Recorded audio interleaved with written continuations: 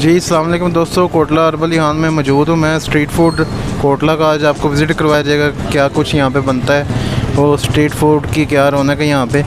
तो अभी लंगड़ियाल चौक कोटला अरबल यहाँ में मौजूद हूँ मैं।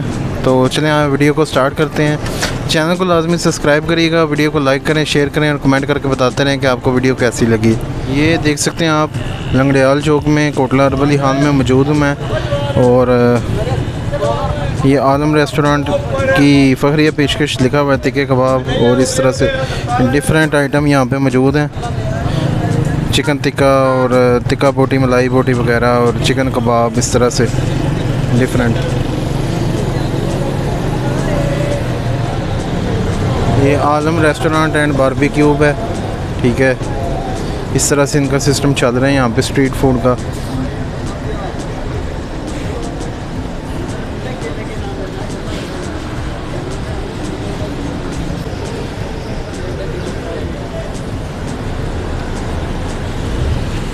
ये सामने आप बोर्ड देख सकते हैं, लंगड़ियाल चौक कोटला अरबल खान, ठीक है। और ये चौक की उस साइड पे आप देख सकते हैं शाहीन स्वीट की ब्रांच नंबर 2 है। और इसके अलावा वहाँ पे डिफरेंट बर्गर वगैरह के स्टॉल लगे हुए हैं।